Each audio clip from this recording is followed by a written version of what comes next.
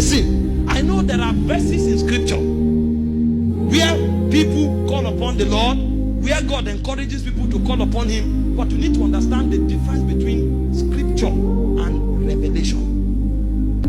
You can pick a scripture, quote it, you will be correct in a dispensation. But when God moves, that your scripture, that is a correct scripture, may not be conformed to revelation. I give you an instance, for example. When you are dealing with the subject of healing, if you study the book of Exodus 25:23, the Bible said, you shall remember the Lord your God. You shall serve the Lord your God, and he shall bless thy bread and thy waters, and he shall remove sickness from the midst of thee. That is a scripture, and that is correct. Until today, people are serving God for him to remove sickness from their body. And when they do it, because their faith is released, God heals them. But God is no longer there. Because you don't need to serve God to be healed. That was what he told them when they left Egypt. When they moved further, the Bible came and the Bible began to speak to us from Isaiah 53. And he said, he was wounded for our transgressions. He was bruised for our iniquities. The chastisement of our peace was upon him. By his stripes, we were healed. So we are no longer debtors to sickness. And so a man who has this revelation is superior to the man who has the first. Because why the man who has the first revelation is trying to scrub the floor in order to have fruit of the womb. And it's correct. If that's what helps your faith, that's good.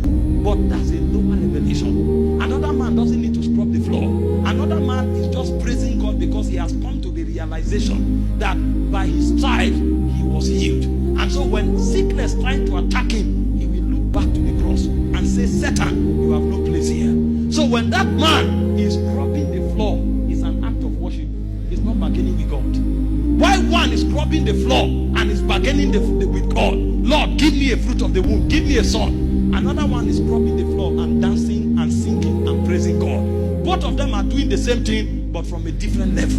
One is doing it to receive. Another one is doing it because she has already received. So one is trying to get the solution. Another one has gone past the solution. So you need to understand the difference between scripture and revelation. Meanwhile, there is yet another who is not just looking at the cross anymore.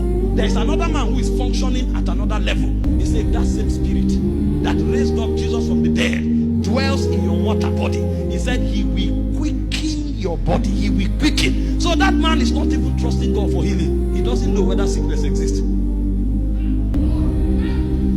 He doesn't know. When you are talking about sickness, he can ask you, what does that mean? And you will look at him and say, are you crazy? He's in another world entirely. Where he's functioning by revelation is a realm where sickness cannot exist.